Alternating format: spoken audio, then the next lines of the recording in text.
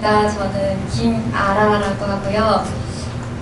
저는 아까 운전하면서 기도하면서 이렇게 왔었는데, 오면서 하나님, 제가 이 교회에서 간증을 해야 될 이유가 뭡니까? 제가 왜 하필 많은 사람 중에 왜 제가 이 자리에 서야 됩니까? 라고 기도했을 때, 지금 여기서 기도할 때 하나님 그런 마음을 주시더라고요. 뭔가 제가 여러분들에게 은혜 끼치는 것도 있겠지만, 그것보다는 여러분들의 기도가 엄청나게 깊고 높고 넓다라는 마음을 좀 많이 주셨어요. 그래서 저의 그런 간증, 또 요즘 제가 또 가정 안에서 또 하고 있는 어떤 그런 사역이나 이런 거에 대해서 이분들의 기도와 여러분들의 그 지지가 필요하다. 하나님이 저를 위해서 이 자리에 세우셨다는 마음을 좀 많이 주셔가지고, 이 자리가 나를 위한 자리구나, 너무 감사하다, 이렇게 기도의 용사분들이 있으시겠구나라는 그런 마음이 들었습니다. 네, 저는 12살에 탈북을 했어요. 북한에서. 탈북민 얘기를 들어보신 분 계실까요? 네. 들어보셨어요? 네. 한 번도 못 들어보신 분도 계실까요? 그러시구나. 네. 저는 12살에 탈북을 했는데, 탈북하게 된 이제 동기가 있어요. 그거는 많은 사람들이 다 똑같이 먹고 살기 힘들고, 북한에서 정말 죽어가는 사람들도 많고, 이런 어려움 속에서 살다가 탈북한 거 맞아요. 근데 이 탈북한 이 시대가 또 이렇게 나눠지는 거 아세요? 90년대 그 초반에서 중반, 후반 이때가 미공급이라고 북한에서 가장 어려운 시기가 있었거든요. 아사자들이 가장 많이 발생하는 시기였어요. 그때 이 모든 그 고난의 행군의 시기를 겪고 그 장마당 세대라고 불리는 사람들이 있는데, 그 세대가 이제 저의 세대거든요. 저희 엄마 세대부터 저희 세대까지 장마당 세대다라고 불리는데, 저희는 먹고 살기 위해서 이제 탈북을 했습니다. 그리고 저보다 한 2살 정도 어린 친구들이 꿈을 찾아서 더 배우기 위해서 자유를 찾아서 오는 친구들이 많아요.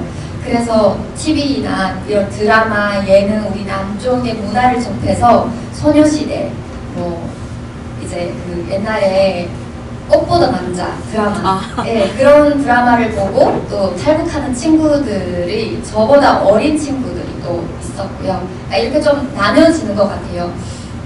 저는 장마당 세대고, 진짜 배고픔을 이기기 위해서 이제 탈북을 했습니다.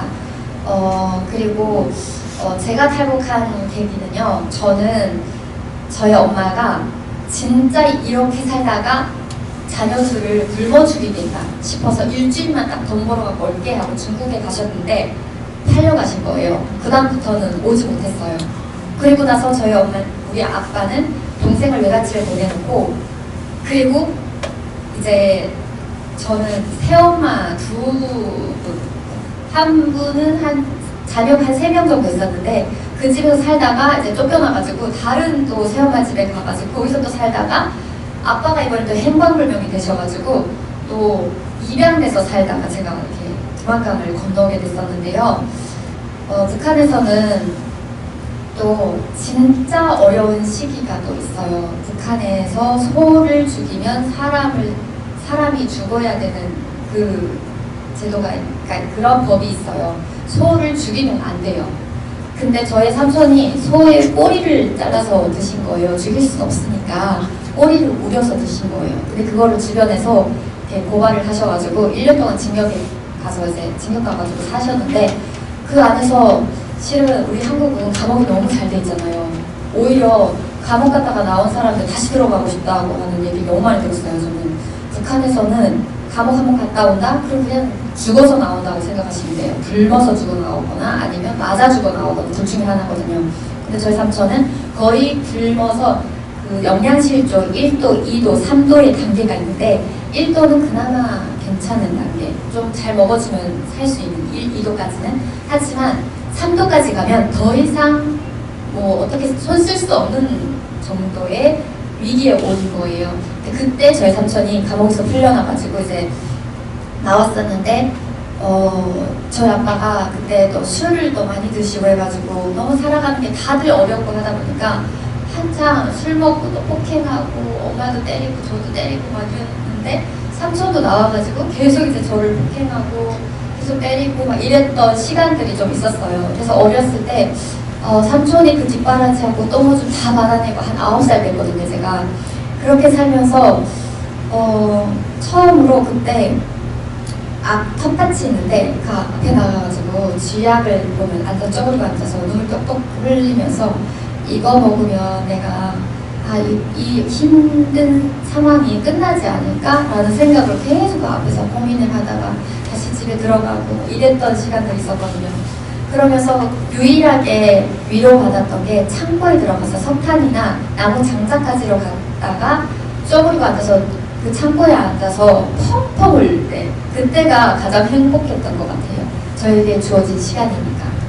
그렇게 살다가 이제 제가 이제 입양이 된 거거든요. 근데 입양이 돼서 그 집에서도 이제 거의 모순처럼 한 11살, 12살 그때였어요. 그때 입양이 됐는데 거의 막 그 집 아들의 그 빨래하고 밥하고 염소 키우고 산에 가서 또 이제 땅도 지고 곡식 심고 또 낮에 내려와가지고 국수 장사하고 이런 식으로 이제 살았어요. 그러다가 더 이상 이렇게 힘들어가지고 죽을 것 같은 그런 상황이 왔어요. 그때 제가 탈북을 결심하게 됐습니다. 탈북을 해서 중국에 딱 넘어갔는데 중국에서 한 7년 정도 살았는데요. 저희 엄마랑 제가 호적이 없다 보니까 항상 이 창문 옆에서 신발을 신고 잠들었었어요. 언제든지 공안이 들이닥치면 그 신발을 신고 바로 창문을 통해서 뛰어내리려고. 그러니까 그런 준비를 하면서 살다 보니까 늘 불안했었거든요. 그러다가 저희 엄마가 이렇게는 못 살겠다 해서 이제 알아보니까 한국에 가면 이제 잘 살 수 있다더라. 뭐 여권도 주고 시민권을 준다 하더라. 그래서 한국에 가자 해가지고 저희 엄마가 먼저 가셨고 그 1년의 공백이 있었는데 그 시간 안에 제가 하나님을 알게 된 시간이 있었거든요. 처음 전 북한에서 교회, 예수님, 기도 이런 말을 전혀 못 들어봤어요. 12살까지 전혀 이런 게 있다는 걸 전혀 못 들어봤었고 십자가 모양도 본 적이 없었고요. 그냥 십자가 모양 하면 그냥 이렇게 딱 정답 이 십자가 있잖아요. 북한에는 병원의 그 표시가 이 십자가 모양이었거든요. 그래서 병원, 이 십자가는 병원 이렇게 생각을 했었어요. 그래서 중국에서 처음 이제 하나님에 대해서 듣게 됐는데 조선족 학교를 제가 다니고 있었거든요. 근데 조선족 학교 안에 있는 편의점에 그 조선족 할머님이 매일같이 제가 우울해하고 힘들어하는 그 표정으로 다니니까 와봐라 해가지고 저 불러내시더니 왜 이렇게 어둡게 다니냐. 그래서 저 엄마가 한국에 갔는데 연락이 없다 하니까 기도하면 된다 그러는 거예요. 기도해라 그러시더라고요. 그러시면서 하시는 말씀이 한국과 북한 중에 왜 한국이 잘 사는 줄 아냐. 한국은 너도 이제 한국에 가면 알겠지만 그냥 온 천재 깔리게 그냥 십자가라는 거예요. 그만큼 하나님을 경외하고 진짜 하나님을 두려워하고 하나님 앞에 그 하나님의 도우심을 구하면서 사는 나라이기 때문에 하나님의 축복을 받는 나라다. 아멘. 그래서 저 한국은 북한보다 저렇게 잘 사는구나. 더 복을 받았다. 그러더라고요. 그래서 그때 처음으로 기도를 했었어요. 그런데 딱 마침 일주일 정도 기도했을 때 엄마한테서 연락 온 거예요. 그때 가장 놀랐던 건 진짜 하나님 살아계시는구나 라는 생각을 하게 됐습니다. 그리고 나서 제가 제 3국 한 캄보디아 이렇게 막 돌아서 왔었거든요. 그럴 때마다 저희 엄마가 항상 예수님의 이름으로 기도해야 된다. 엄마도 그런 말 해주시는 거예요. 마지막에는 꼭 예수님의 이름으로 기도해야 된다라고 그걸 알려주셔서 제 3국에서도 또 그렇게 하면서 왔어요. 근데 한국에 딱 왔는데 제 3국에서 만났던 선교사님들 정말 좋은 분들이었거든요. 너무 다정하시고 사랑이 많으시고 이런 분들이었는데 한국에 와서 하필이면 진짜 엄청 큰 교회를 탁 들어간 거예요. 근데 엄청 큰 교회 들어가면 어때요? 나라는 사람이 왔다 갔다 하는 걸 몰라요. 어떤 사람인지도 모르잖아요. 근데 이 사람 상처받은 거예요. 저는 나는 되게 많이 환영해주고 그럴 줄 알았는데 한국 이 초년생이잖아요. 이 한국 땅에 딱 떨어져가지고 하나와 4개월 정도 걸치고 이 사회에 나와서 첫 교회를 갔을 때 얼마나 사람들이 나를 반겨줄까 기대를 했는데 전혀 모르는 거예요. 나라는 사람한테 막 그냥 이렇게 지나가고 왔다 갔다 해도 관심이 없는 거예요. 와, 그때 너무 충격적이었어요. 그때. 그리고 나서 제가 한동안 교회를 안 다닌 거예요. 근데 그게 관심이 없었던 게 아니라 교회가 너무 크고 막 그러다 보니까 이게 다 이제 뭐 세일도 나눠지고 뭐 등록을 해야 되고 이런 절차가 있는데 전 그런 걸 전혀 몰랐으니까 그래서 교회를 처음에는 안 다녔는데 이만감이라는 이제 만나라고 합니다. 프로그램을 하면서요. 그때 처음 다시 탈북민 사역을 하시는 그 조요세 목사님이라는 분을 만나게 됐어요. 그래서 그 교회에 딱 들어갔는데 사랑한다, 축복한다 라고 하는데 북한 사람들, 탈북한 사람들은 사랑한다, 축복한다라는 이 말이 가장 멀리 느껴지는 사람들이에요. 그리고 가장 꿈 같은 말이고 와닿지 않는 말이 사랑한다, 축복한다라는 말이었거든요. 근데 그 교회 딱 갔는데 사랑한다, 축복한다 해서 막 안아주시는데 아니 이 사람이 나를 언제 봤다고 사랑한다고 하지? 아니 처음 봤는데 이렇게 사랑한다, 축복 너무 가식적인 거 아닌가? 그랬었거든요. 근데 시간이 지나면 지날수록 이분들이 진짜 헌신적으로 저를 위해서 중보해 주시고 계속 전화해 주셔가지고 밥은 잘 먹고 다니니? 요즘 뭐하니? 막 이래서 계속 관심 가져주시고 그리고 밥 먹자 하고 또 같이 또 밥도 사주시고 이런 저희 얘기도 들어주시고 이런 관심을 통해서 이런 관심을 받아본 적이 없었거든요. 북한에서부터. 정말 그 가정하면 북한 가정은 대부분 다 깨져 있다 보니까 그 행복한 가정에 대한 그 상이 무너져 있었어요. 근데 한국에 와서 그 교회를 통해서 목사님과 사모님 또 교인을 통해서 아 사랑이 이런 거구나, 축복한다라는 거는 이런 말이구나, 진짜 정말 이 사람이 정말 잘 되길 원하고 잘 지내길 원하는 이 마음에서 축복한다고 하구나. 그 마음을 조금씩 알아가겠더라고요. 말로만 했을 때 모르겠는데 이 사람의 관심과 그 사랑과 점점 그 섬김의 그 시간들이 늘어나면 늘어날수록 알겠더라고요. 그 다음에 제가 정말 하나님의 은혜로 방송을 이제 하는데 드라마도 감독으로부터 연락이 와서 드라마도 촬영하게 되고 그 예능도 나가게 되고 막 그 인터넷 네이버 실검에 막 탈북민이요 해가지고 1위에 오르기도 하고 하면서 하나님이 진짜 많은 그 은혜로 저는 진짜 아무것도 할 줄 몰랐었거든요. 그때 말도 제대로 못하고 잘하는 것도 없고 우리 북한에서 오신 언니들은 말도 진짜 잘하고 노래도 정말 잘하고 아코디언도 잘 치고 그러거든요. 근데 저는 진짜 그 중에 하나도 잘하는 게 하나도 없어요. 그래서 오죽하면 이만감 처음 딱 나갔을 때 그 작가님들이요, 아라씨 진짜 할 줄 아는 게 하나도 없어요 이러는 거예요. 그래서 없다고 하니까 한번 곰곰이 한번 생각해봐라 그러더라고요. 저 줄넘기 잘해요. 그랬더니 너무 감사한 게 그 작가님이 이제 만나러 갑니다라는 그 예능 프로그램에 스포츠 코너를 만들어 버리신 거예요. 그래서 이번 주제는 그 스포츠다 이렇게 해가지고 줄넘기를 넣어주셨어요. 그래서 그때 처음 그 주제를 해가지고 제가 출연하게 된 거예요. 근데 열심히 한 6시간 동안 나가서 메이크업하고 땀 뻘뻘 흘리면서 그것만 열심히 돌렸어요. 줄넘기만. 그랬더니 그 작가님이 저를 보시고 얘 진짜 성실한 애구나 라고 이제 봐주시는 거예요. 너무 감사하게도. 그래서 지금 거의 13년 동안 이제 만나러 갑니다의 고정 출연자로 이제 센터 자리에 이렇게 앉아 있었었는데 이게 저한테는 엄청난 은혜였던 것 같아요. 제가 뭔가 잘나는 게 하나도 없었고요. 진짜 그분들은 저의 어떤 그 성실함을 봤다곤 하지만 저는 이게 하나님의 인도하심이다라는 마음이 들어요.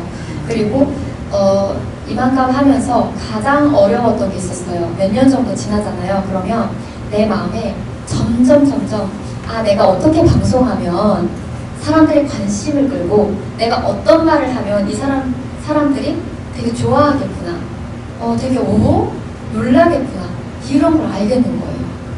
똥개도 3년이면 펴서 놓는다고. 진짜 저도 그런 느낌이었어요. 한 몇 년 전 처음에는 맨날 저는 오늘도 이렇게 한마디도 못할까, 나는 왜 이렇게 북한에 대해서 아는 게 하나도 없을까 이러면서 진짜 울면서 다녔거든요. 근데 3년, 4년, 5년 지날수록 제 꾀가 늘기 시작하더라고요. 그때 화장실에 들어가서 기도했어요.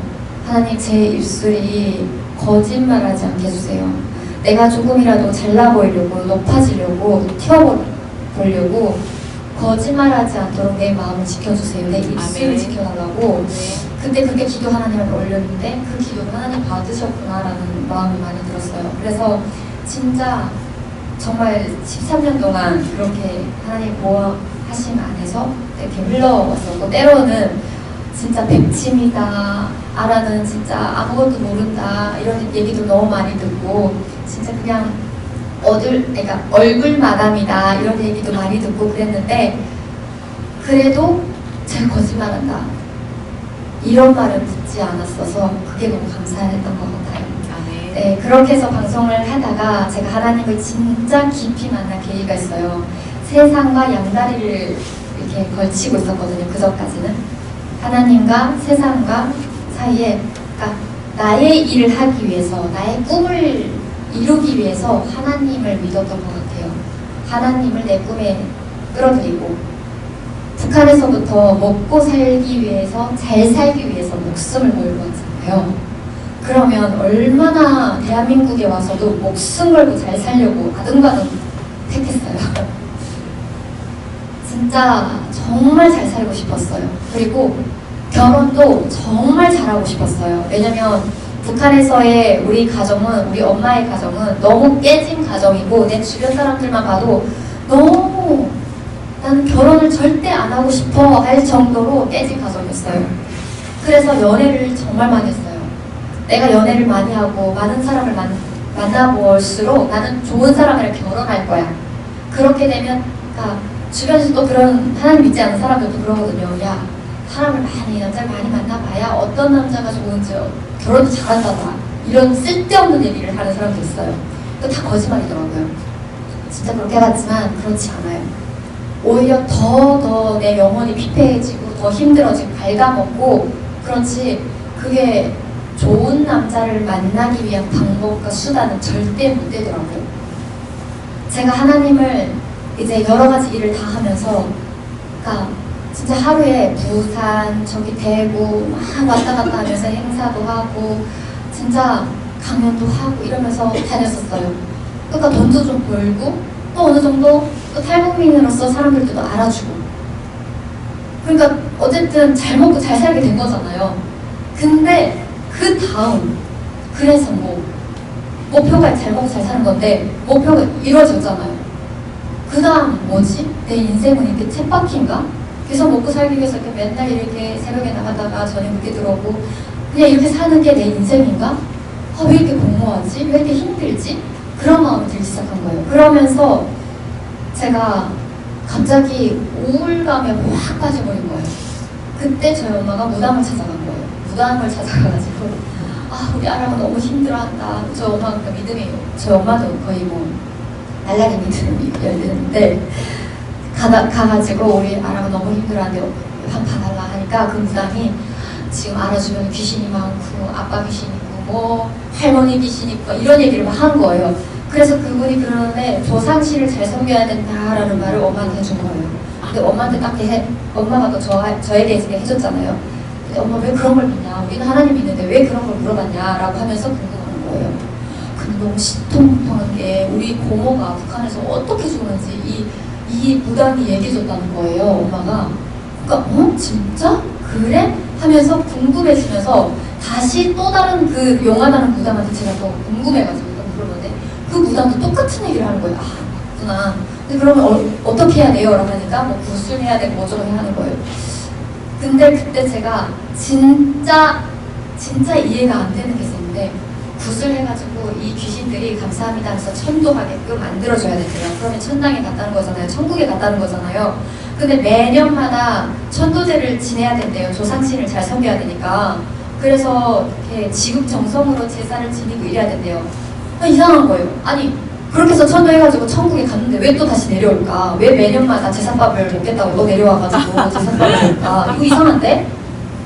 아니 귀신들이 이렇게 제사밥도 없어가지고 길gel거리는 건가? 이런 생각이 드는 거예요. 그래가지고 다시 뭔가 이상하다 하고 그 한마음 춘천교회에서 어떤 무당이셨던 분이 집사가 된 분이 계세요. 근데 그분의 간증을 제가 갑자기 생각이 나가지고 다시 듣게 됐는데 이게 진짜 우리의 조상신이고 진짜라면 우리는 지극정성으로 어떻게 1년뿐이겠냐 매일마다 진짜 우리는 그분한테 제사를 드려야 된다. 근데 이게 진짜가 아니라 그냥 사탄막이라는 거예요. 그 영안이 이렇게 들으신 그 무당분들은 제사날이나 이럴 때 그 제사집에 가보면 그 밥상 위 아래로 그 사진 안에 그냥 막 귀신들이 그냥 안에 들어갔다 나갔다 하고 막 이런 것들이 보인대요. 그러니까 이게 진짜가 아니라는 거예요. 그때 제가 두 가지 길이 확 보이기 시작했어요. 세상에는 두 가지 노선이 있구나. 하나는 사탄마귀가 이 세상을 지배하고 있고 진짜 이 어둠의 권세를 잡은 자들이 진짜 이 세상을 꽉 잡고 흔들고 있구나. 그리고 하나님의 자녀된 그 권세로 살아갈 때 그 하나님의 알 수 없고 예측할 수 없지만 하나님 안에서 살아갈 때 그 평안이 분명히 있구나. 사탄은 어떻게든 너 이렇게 안 살면 사고 날 거야. 너 이렇게 안 하면 너네 집에 누구 잘못될 거야. 이런 식으로 점치고 그 인생을 단정 짓고 뭔가 미래를 다 보는 것처럼 얘기하지만 다 가짜라는 거예요. 결국 더 귀신들이 붙어가지고 공격하게 만드는 거라는 거예요. 이게 그거를 제가 갑자기 이렇게 딱 보이기 시작, 그 선이 딱 보이는 거예요. 아, 세상이 진짜 두 가지 길이 있구나. 나는 어떤 길로 갈 것인가? 어떤 길로 가야 돼요? 제가 어렸을 때부터 무당이 그런 말 했거든요. 북한에 있을 때부터 너는 찌질이도 보험 없다. 찌질이도 보험 없이 태어났다. 부모도 그래서 너를 다 버리고 떠났다. 근데 지금 저 어때요? 그들이 말이 맞나요? 저 지금 엄청 잘 살고 있어요. 엄청 하나님 복을 누리면서 지금 그 누구보다 더 행복하게 가정을 이루고 잘 살고 있어요. 이게 맞아요? 거짓이라는 거예요. 거짓말이라는 거예요. 그래서 저 그거를 딱 깨닫자마자 내가 말씀을 몰랐구나. 내가 하나님을 믿는다고 하면서 그냥 내 마음대로 내가 구하고 싶은 것들을 그냥 요술램프처럼 비나이다 하는 것처럼 내가 원하는 것만 구하고 있었구나. 내가 하나님을 알려고 하지 않았구나. 하나님 어떠한 분이신지 알고 싶어 하지 않았구나. 그게 갑자기 깨달으면서 하나님을 알아야겠다. 빨리 하나님을 알아야겠다. 이런 마음이 드는 거예요. 그래서 성경을 찾아봤어요. 성경이 곧 우리 목사님 그랬거든요. 성경은 곧 하나님이다. 아멘. 하나님의 말씀이 곧 하나님이고 성경이 곧 하나님이다라고 하는데 이게 갑자기 막 들어오는 거예요. 성경이 하나님이구나. 그럼 성경을 봐야 하나님을 아는구나. 그래서 그때 성경을 탁 펼쳤는데 하나도 이해가 안 돼요. 아니 무슨 말인지 모르겠는 거예요. 아니 지금 조선말도 이해하기 힘들어 죽겠는데 이게 완전 고어잖아요.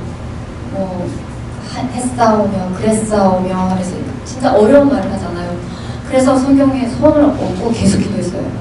한마디를 놓고 하나님 앞에 계신 하나님 성경이 무슨 말인지 하나도 이해가 안 돼요. 이해될 수 있게 도와주세요. 라고 손을 얹고 기도하고 아침마다 기도하고 이제 말씀을 봤어요.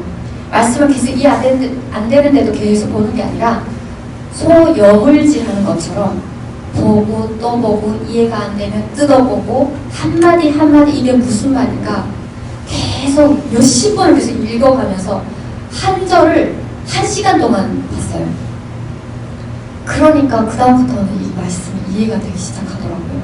그 다음 진짜 은혜가 돼서 눈물이 나기 시작하고 그리고 내 안에 막 회복이 일어나기 시작하고 말씀이 막 들리기 시작하고 그러니까 이게 말씀이 그러니까 내가 하나님 알겠다고 이렇게 딱 내 마음에 결단을 했을 때 하나님 앞에 이 구별된 시간을 드려야 되더라고요. 일단은 그때 제가 하지 않았던 게 주일 예배 지키는 거. 행사가 있으면 돈 많이 주는 행사가 있으면 뽀로로 가가지고 그래서 돈 열심히 벌고 아 오늘은 안 돼요. 아 집사님 오늘 사모님 오늘은 제가 행사 가야 돼가지고 이게 말이 돼요? 우리 하나님 만나러 게 최고고 제일 우선이잖아요. 예배가 가장 우선이잖아요. 근데 그거를 중요하게 생각하지 않았거든요. 근데 그때 예배를 최우선으로 지키자. 아무리 돈 많이 주는 행사라도 예배를 무조건 지키자. 이런 마음을 가지게 됐었고 그 다음에 아침마다 일어나서 하나님 앞에 1시간 동안 이해가 안 돼도 앉아있자. 그런 마음이었어요. 그래서 앉아있을 때 하나님 또 이렇게 설교를 들으면서 그런 말씀 하시더라고요. 내 안에 어둠이 있으면, 내 안에 죄가 있으면 하나님을 만날 수 없다 하더라고요. 그래서 아침마다 기도할 때 하나님 내 안에 죄가 있으면 드러나게 하시고 상처가 있다면 다 떠오르게 해주세요. 그런 기도했어요. 근데 그게 너무 많은 거예요, 상처가. 전 진짜 상상도 못했어요. 근데 한국에 와서 제가 북한의 기억을 아예 지우고 싶을 정도로 생각하고 싶지도 않았고, 진짜 그냥 내가 얘기해도 될 만한 얘기만 방송에서 얘기하고, 그냥 다 내가 진짜 깊이 받았던 상처들은 정말 내 기억력에서 다 지워버렸으면 좋겠을 정도로 하나도 생각하지 않고 있었던 것들이 갑자기 다 떠오르기 시작한 거예요. 차 안에서 갑자기 하나님 앞에 기도하는 하나님은 그러더라고요. 형식적인 기도가 아니라 전심으로 기도하라라는 마음을 주시더라고요. 형식적으로 주님 제가 오늘 여기 있는데 하나님 선한 마음을 주시고 뭔가 이런 립서비스하는 느낌의 어떤 기도가 아니라 하나님은 토해내는, 그냥 마음 그대로 토해내는 기도를 받으신다는 거예요. 아멘. 그래서 그때 그래 토해내는 기도라고 생각했을 때 내가 북한에서부터 하나님은 나에게 이사야서 41장 말씀을 주시면서 내가 너를 지명하여 불러나니 너는 내 것이라, 내가 너를 모퉁에서부터 너를 지명했다, 너를 저 땅끝에서부터 너를 불렀다 라고 하는데 아닌 것 같은 거예요. 그래서 하나님 앞에 그때 하나님 거짓말하지 마세요 그랬어요. 하나님 거짓말하지 마세요. 내가 북한에 있을 때 하나님 있었다고요? 내 옆에 있었다고요? 아니요, 하나님 없었어요. 내가 쥐약 먹고 싶어 할 때, 내가 너무 아빠에게 삼촌에게 맞아가지고 죽을 것 같을 때, 거의 실신해서 있을 때 하나님 어디 계셨어요? 거짓말하지 말라고. 하나님 내 아버지라면서요. 그럼 어떻게부터 저를 선택하셨으면서 그걸 다 보고 그냥 가만히 있었겠네요? 라는 그런 막 화가 확 나오는 거예요. 막 그렇게 막 열심히 기도하는데 저희 아빠가 또 보이더라고요. 아빠를 위한 막 기도하는데 하나님 저는 아빠로부터 너무너무 저는 아빠가 어렸을 때부터 아빠가 나를 때릴 때부터 아빠가 죽었으면 좋겠다 속으로 생각했어요. 저 아빠가 나갔다 들어오지 말았으면 좋겠다. 내 안에 그렇게 증오가 엄청 많았는데 그 증오하는 저를 하나님이 보게 하시는 거예요. 방 안에서 아빠는 술을 마시고 있는데 너무 슬프고 너무 가장의 무게가 너무 느껴지는 아빠인 거예요. 밖에서 저는 막 저주하고 있는 나를 보고 있는데 그 아빠가 너무 불쌍하고 하나님이 그 아빠를 보여주시면서 너 아빠는 그 상황에서 최선을 다해서 너를 사랑했다. 그 상황에서 어쩔 수 없이 그런 선택을 하고 했지만 너를 최선을 다해서 사랑한다. 너가 그렇게 옆에 있을 때 내가 너를 동생을 생각나게 해가지고 쥐약 먹지 않게 했다. 내가 창고를 예비해서 너에게 안식처가 되게 했다. 이런 마음을 주는데 그때 위로가 됐어요. 아멘. 그때 하나님이 진짜 맞네요 하나님 있었네요. 하나님 계셨네요. 내 옆에 계셨네요. 난 없다고 생각했는데 하나님은 내가 그렇게 위험한 그 선택을 하려고 했던 그 순간마다 하나님 함께 계셨네요.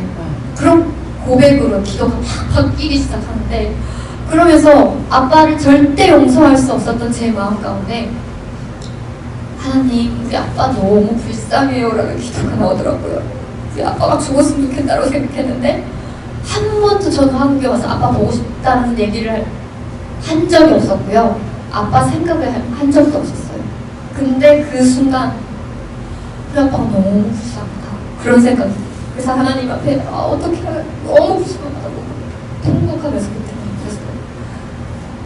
그러면서 하나님이 제 안에 있던 그 다 아빠에 대한 증오, 원망, 미움 이런 것들을 다 씻어내시는 시간들이 있었고요. 그러면서 그 시간을 통해서 또 간증의 시간을 통해서 제가 이제 정말 하나님을 깊이 모르는 그 시간에도 하나님은 또 간증의 자리를 저 지방부터 시작해서 곳곳마다 다니면서 간증의 북한 얘기를 또 전할 수 있게끔 이렇게 세워주셨거든요. 근데 그럴 때마다 하나님이 주시는 그 가정상에 대해서 꿈꾸게 하셨어요. 내가 가정에 대한 어떤 트라우마와 가정은 나에게 불행한 거야 라는 그 생각이 있었는데 하나님이 이 간증의 시간을 통해서 가정상을 회복하시더라고요. 하나님이 세우시는 가정상. 제가 간증하는 곳곳마다 어떤 집사님이 계속 그 집에 초대해가지고 밥을 또 이렇게 저에게 대접하거나 이런 일들이 정말 많았어요. 목사님 부부도 또 그 가정에 초대해서 같이 식사하는 시간들일 수도 있었고 또 커피를 같이 하는 시간들도 있었고 근데 그럴 때마다 그 부부 관계에 대해서 계속 보게 하시는 거예요. 너무 행복해 보이는 거예요. 서로 챙겨주고 아껴주고 우리 사모가 하면서 우리 아내가 우리 남편이 이렇게 얘기하는데 아니 곧 그냥 금방 그 결혼하는 사이처럼 그렇게 행복해 보이고 이 가정이 진짜 에덴 동산같이 보이는 거예요. 와 진짜 이런 가정이 있다고. 그래서 제가 막 물어봐요. 목사님 결혼한 지 얼마나 되셨어요? 얼마나 되셨어요? 물어보면 뭐 20년 됐다 40년 됐다 이런 분들이 있어요. 아니 어떻게 몇십 년 된 부부가 이렇게 신혼처럼 어떻게 이렇게 서로를 사랑하고 위하고 이럴 수 있죠? 내가 절대 볼 수 없었던 이 가정상이다 이런 생각을 하게 된 거예요.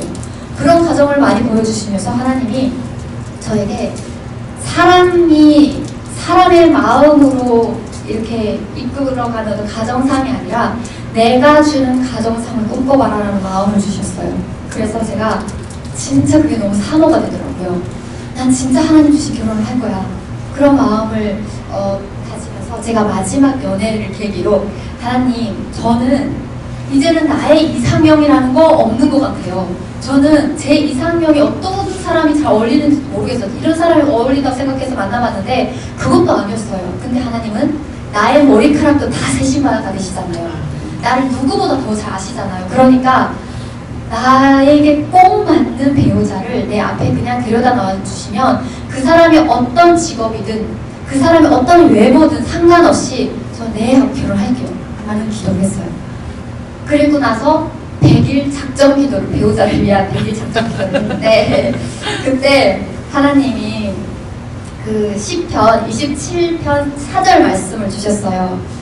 여호와의 전에 앉아서 여호와의 얼굴을 사모하며 바라보는 그것이 내 한 가지 소원입니다 라는 그 말씀인데 진짜 저의 소원이었어요. 내 결혼이 진짜 내가 결혼을 하면서 하나님을 더 사랑하거나 하나님의 일을 더 못한다면 난 결혼을 안 하고 싶다. 근데 이 결혼이 하나님을 더 사랑하고 하나님의 나라의 자녀로 더 사랑할 수 있는데 서로가 이렇게 더 세워져 가는 그런 가정이 된다면 결혼하고 싶다. 그런 말씀으로 이 100일 작정 기도를 마쳤었거든요. 그리고 나서 배우자가 바로 이제 전화를 왔어요. 그러니까 제가 그때 하나님을 딱 만나면서 남북 청년 기도회를 하고 있었어요.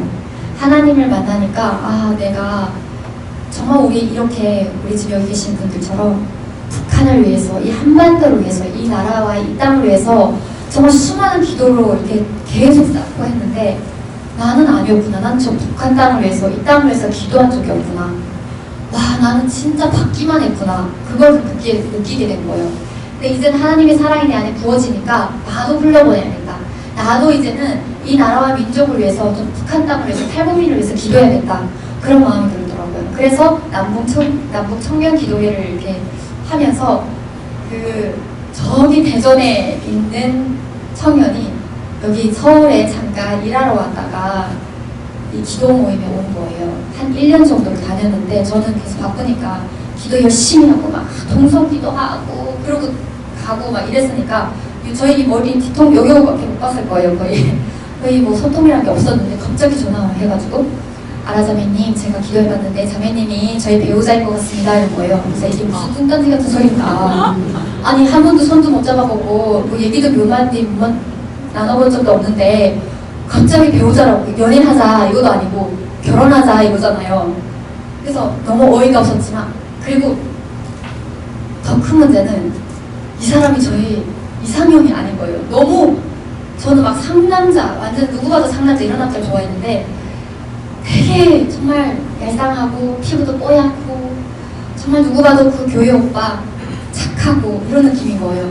전혀 제 이상형이 아니었어요. 그래서 단번에 그냥 저는 아닙니다 라고 하기에는 이 사람이 좀 실족할 것 같아가지고 네, 일주일만 기도해보겠습니다 했어요. 그리고 나서 기도도 안 하고 일주일 딱 지난 다음에 가서 저는 아닌 것 같아요. 아니 그래도 이성으로서 느껴져야 되고 그런데 저는 전혀 그런 마음이 없다. 아닌데 다시 기도해봐요 이러는 거예요. 그때 화가 나서 다시 기도하기 시작했어요. 아니 이 사람이 하나님 제가 아니라고 하는데 왜 이래서 다시 기도하라고 하냐 이러면서 기도하기 시작했는데 하나하나 다 들어가기 시작하는 거예요. 그 기도 제목에 제가 기도를 해왔던 게 있었잖아요. 청년들이 수십 가지 기도 제목을 놓고 기도를 하잖아요. 근데 많은 집사님들, 전도사님들, 목사님들 하시는 말씀이 있어요. 하나같이 하나님이 그거 다 들어주신다. 진짜 중요하다 생각하는 거 두세 가지만 딱 골라봐라 이러는 거예요. 그때 제가 생각하고 있었던 게 첫 번째는 3대째 크리스찬이었어요. 얼마나 수많은 그 하나님의 그 축복이 쌓인 기도가 있겠어요. 3대째잖아요. 그래서 이거 절대 포기 못하겠다. 두 번째는 북한 선교에 대한 마음이 있었으면 좋겠다. 내가 북한에 대한 마음, 하나님이 그 마음을 너무 많이 부어주셨어요. 그래서 그 마음이 있는 사람이었으면 좋겠다. 그런 거가 세 번째는 이거는 진짜 이 안목의 정욕에서부터 나는 다 내려놨다고 생각했는데 이거는 포기 못한다. 이게 있었는데 이게 바로 키였어요. 하나님 저 작은데 우리 이세는 좀 커야지 않겠습니까? 하나님 키는 180 되는 사람 만나게 해주세요. 그리고 세 번째는 그걸 포기하지 못하고 있었어요. 근데 생각해보니까 이 사람이 딱 거기에 다 들어가 있는 거예요. 4대째 크리스찬이에요. 아버님이 목사님이시거든요. 그럼 딱 그걸 딱 알고 이 사람이구나라는 생각이 드는 거예요. 이사명이고 뭐 이런 거 다 필요 없이 또 그 생각이 제가 어떻게 기도했는지 또 생각나게 하시더라고요. 내가 그냥 데려다 넣으면 너 예스 한다고 하지 않았냐 이런 마음을 주시는 거예요. 그래서 맞아 하고 진짜 두려움으로 또 이렇게 예스 하고 전화했어요. 오빠 내가 이렇게 기도해봤는데 내 배우자 맞는 것 같아. 결혼하자. 그랬어요. 그렇게 해가지고 일주일 만에 타타타타. 그래가지고 바로 저기 시댁에 가가지고 시댁도 그냥 통보한 거예요. 이렇게 결혼해도 되겠습니까?가 아니라 결혼합니다. 통보하러 간 거예요. 근데 너무 감사하게도 저는 이제 좀 고민도 좀 걱정됐었거든요. 내가 북한에서 왔는데 좀 이 부모님이 좀 그거에 대한 어떤 이 마음에 좀 그게 있으면 어떡하지? 불편함이 있으면 어떡하지? 라는 생각을 했는데 우리 아버님과 어머님이 기도하시는 분이시니까 또 미리 또 그런 마음도 많이 받게 하시고 준비시켜 주셔가지고 만났을 때 너무 지금도 마찬가지지만 사랑을 너무 받고 있어요. 너무 감사하고 그래서 정말 하나님 안에서 결혼을 하니까요. 그 전에 결혼식장에 딱 들어가니까 갑자기 내 눈에서 그 바울처럼 뭔가 비닐이 확 벗겨지는 것처럼 이 사람이 멋있어 보이기 시작한 거예요. 그 전까지는 진짜 빨리 헤어지고 싶다, 빨리 집에 가고 싶다. 뭔가 우리 그냥 결혼식 그 계획, 드레스는 뭐 할 것이며, 순서는 어떻게 할 것이며, 이거만 다 하고 집에 가자! 집에 가고 그 정도로 진짜 비즈니스 관계였거든요. 근데 결혼식장에 딱 들어가는 순간 그 사람이 진짜 멋있는 거예요. 하나님이 진짜 그렇게 하시는 것 같아요. 아멘. 그리고 나서 딱 결혼을 했을 때도 실은 뭐 어떻게 해야 될지도 모르겠는 거예요. 왜냐면 TV를 봐도 될까? 이 사람은 TV를 좋아하나? 그 사람은 야구를 너무 좋아하고 있었는데 우리는 기도하는 모습만 너무 많이 보다 보니까 기도만 해야 될 것 같고 큐티만 해야 될 것 같고 막 이런 마음이 드는 거예요. 그래서 처음에 친하지도 않았어요. 이제 좀 아이를 낳고 이러면서 친해지기 시작했는데 그때는 하나도 안 친했었거든요. 그래서 신혼여행 가서도 휴게소에서 기타 치면서 찬양하고 또 신혼 그 호텔방에서도 또 이렇게 모닥불을 피워놓고 또 찬양하고 큐티하고 기도하고 이러다 왔어요. 근데 너무 감사한 거는 하나님이 내가 정말 30가지 기도를 했다면 그걸 다 들어주셨다는 생각이 들더라고요. 아멘. 내 안에 그런 어떤 갈증과 어떤 내 안에 채워지지 않았던 뭔가 그런 사랑들 있잖아요. 그런 것들이 남편을 통해서 또 하나님이 계속 이렇게 채워주시더라고요. 그런 시간들을 겪으면서 저희가 요즘 하나님이 정말 새롭게 주신 마음들이 있어요. 이 가정에 우리 비전이 하나로 갈 수 있어서 얼마나 감사한지 몰라요. 남편과 제가 따로 가는 게 아니라 남편의 마음과 합하여 갈 수 있는 게 이게 엄청 큰 은혜더라고요. 그러니까 살아가면서 실은 북한 저 환경도 끝 다혈질의 여자와 저기 충성 정말 느려요. 속 터져요. 그럴 때가 많거든요. 뭐 이렇게 빨리 이렇게 하고 빨리 가서 빨리 저 이런 스타일이거든요. 남편은 세워라 내워라 하고 막 그래요. 뭐 그런 부분들도 있지만 제일 중요한 건 우리가 하나님 안에서 한 마음이라는 거. 그러니까 초점이 어디에 두냐에 따라서 이게 불화가 생길 수도 있고 천국이 될 수도 있는 거예요. 아멘. 하나님 앞에서 이렇게 귀하게 기도하면서 하나님 뜻을 구하며 앉아있는 남편을 보면 너무 멋있거든요. 또 하나님 앞에서 너무 기쁘게, 이게 찬양할 때도 우리 남편은 웃으면서 찬양하거든요. 찬양할 때 이렇게 막 웃으면서 찬양하고 싶지 않아요, 솔직히. 진짜 기뻐서 찬양하거든요. 이런 남편 보면 너무 멋있는 거예요. 그러니까 내 초점이 어디에 있냐에 따라서 이 천국이 될 수도 있고 지옥이 될 수도 있는 거죠. 근데 또 이번에는 그런 마음을 주시더라고요. 하나님 안에서 늘 평안과 기쁨과 사랑을 늘 받고 싶었던 것 같아요. 근데 84편, 시편 84편에 보면 그 골고다의 언덕을 지나갈 때 정말 그 눈물 골짜기가, 수많은 눈물 골짜기가 있는데 그거는 지나가고 싶지 않은 거예요.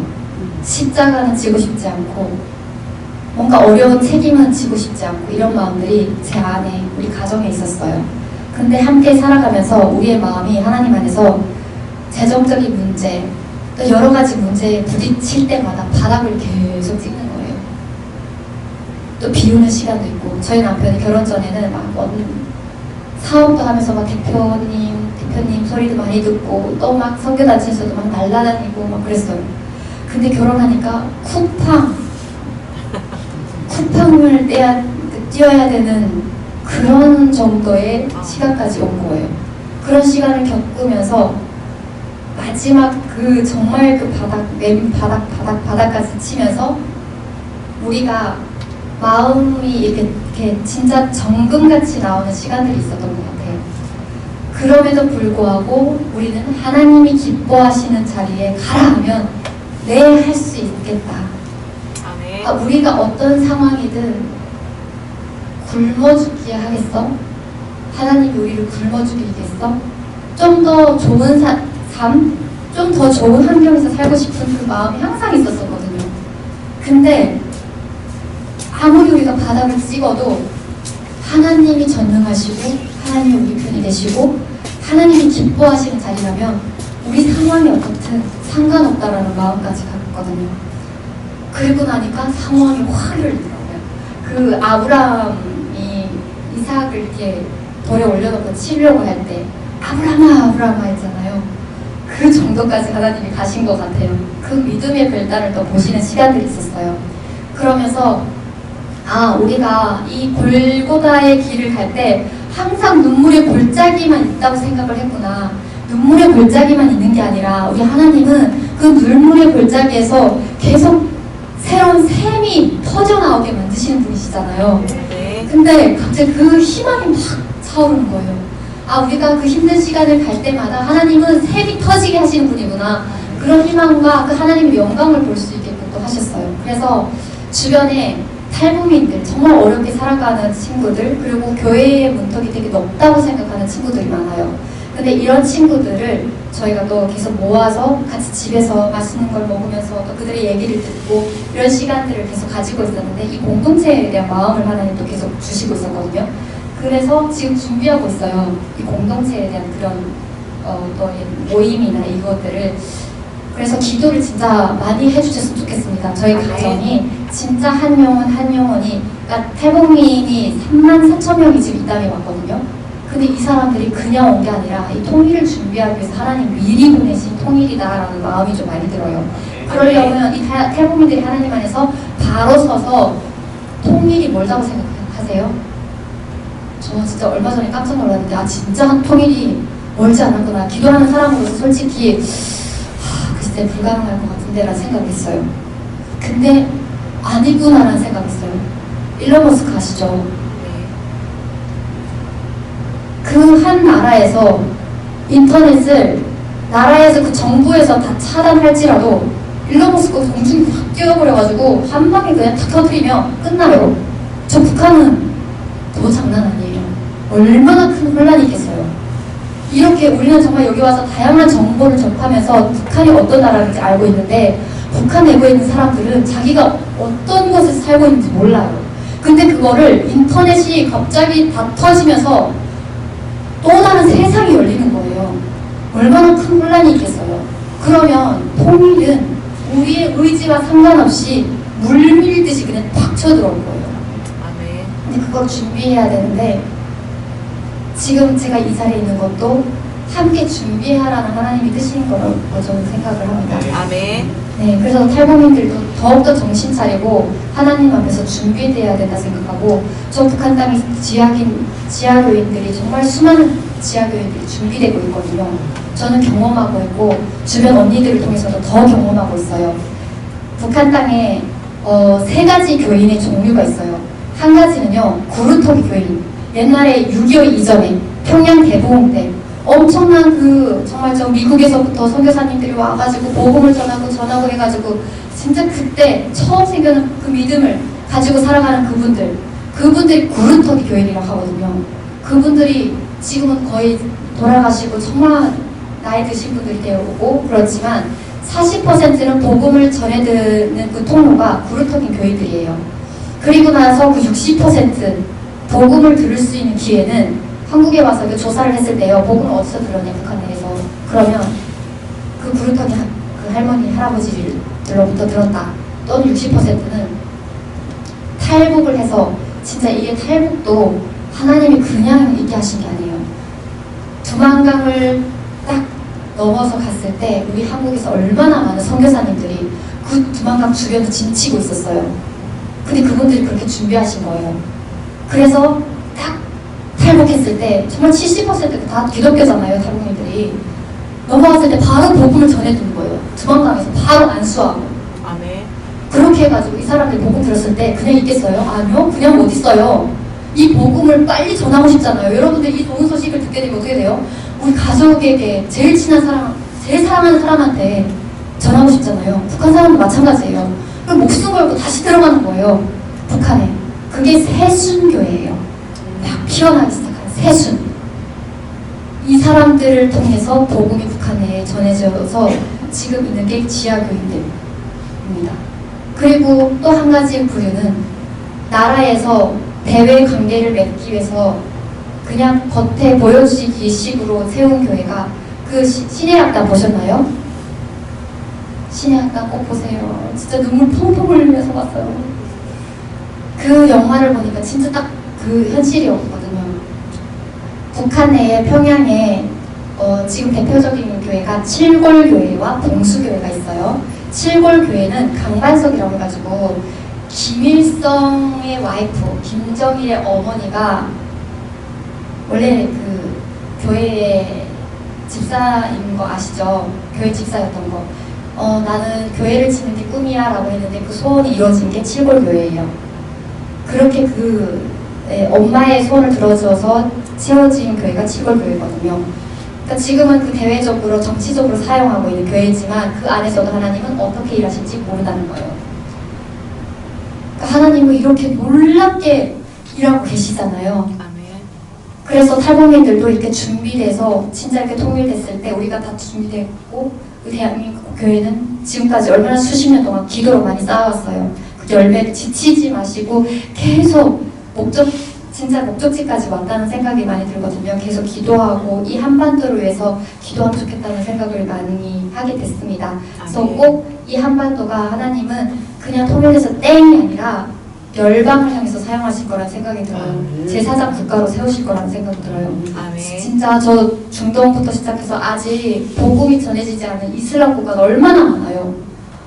근데 그곳에 들어가야 될 교회는 정말 우리 대한민국의 이 한반도 제사장 국가로 세워진 이 나라라는 생각이 듭니다. 그래서 하나님은 북한도 그걸 위해서 다 예비하신 또 하나님의 뜻이라는 생각이 많이 들었습니다. 그래서 꼭 기도해 주세요. 우리 가정을 위해서도 기도해 주시고요. 탈북민들이 하나님 안에서 잘 세워질 수 있게 정말 하나님의 제사장으로서 일꾼으로서 세워질 수 있게 기도를 부탁드립니다. 아멘. 들어주셔서 감사합니다.